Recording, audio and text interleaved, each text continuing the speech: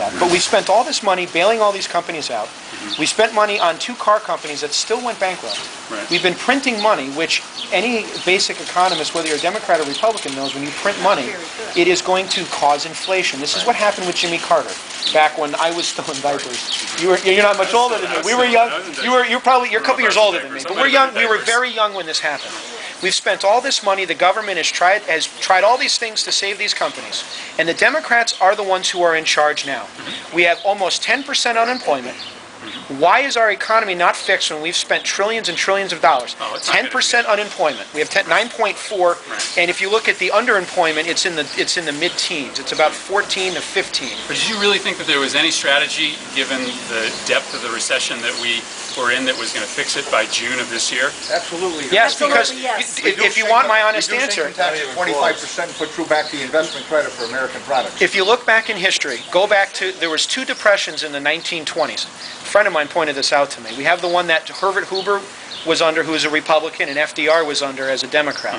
But there was one in the early 20s. And when the government got out of the way, it fixed itself, and that's why history doesn't know much about it. I would like to think I'm reasonably educated. Sorry, the second world war fixed. Yeah, we've had it, but here's the thing, is that the government is propping all these groups up, of businesses that should be allowed to go out of business. The Democrats are responsible for that part of it. There's been more and more money since January. You're talking about the TARP bill was passed with the president's That was President Bush, but there's been more money spent, and we're still spending money and still printing money to fail these guys out. The stimulus bill was essentially the same amount as TARP was. So I guess, listen, I don't want to make this a Democrat. Listen, I will absolutely, admit that you are entering into a potential dangerous inflationary cycle with all of this new money. But I just don't like throwing around that it's Democrats or Republicans. This debt has been racked up by both You're right, but you're absolutely right, and it was done before you got there.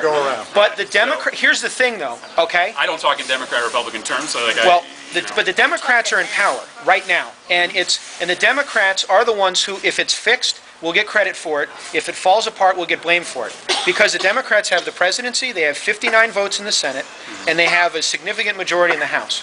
So moving forward, President Bush, I'm a Republican. I know you know that because we've met, and you always hear me. Very active Republican. And I thank you, and I appreciate that. But this happened under President Bush. President Bush was not perfect.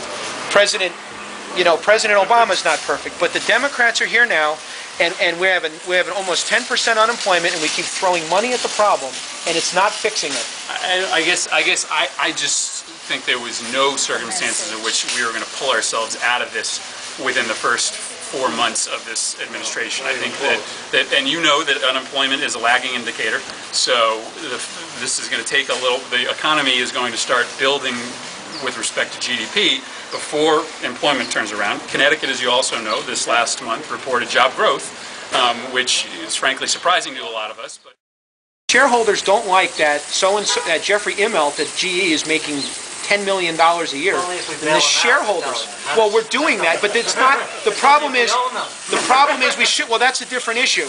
But when you go out there and you start telling these people what they can and can't do, they're going to leave.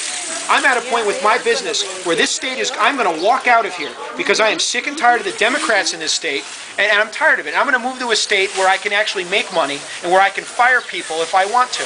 And that's what's going on. Tom Golisano in New York said, I'm sick and tired of you telling me what I have to do with my business. I know it's you know me. I'm a passionate guy. I know you're passionate.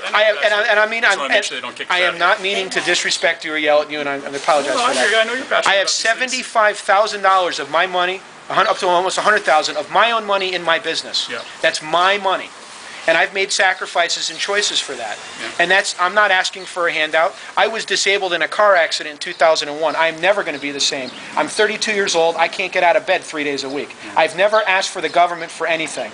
And we are capable. We are a great country. We can do this. We can make things happen. But when you go and start taking from people to give to somebody else, and that's what's going on, is there's been an assault on the productive private sector. You had a situation with General Motors where the bondholders were entitled to every dime they were owed. And our president stole that. And I don't say that lightly. He stole a company. That's exactly what he stole it. Let me go back to healthcare for a second. I don't view the healthcare industry like I view every other industry. I don't believe that people should be able, and this is, listen, I'm just being honest where I am. I don't believe that people should be able to make their fortune in billions of dollars off of pricing healthcare out of the reach of people who need it to stay alive. I think that our healthcare economy should be treated a little bit differently than cars or widgets or boxes of cereal. That I got no problem with people making $1 off of those commodities, but people making their fortune off of something that is necessary for us to stand on 2 feet, I think is a little different. So I do defend regulating healthcare and regulating the profits that people make off of life and death.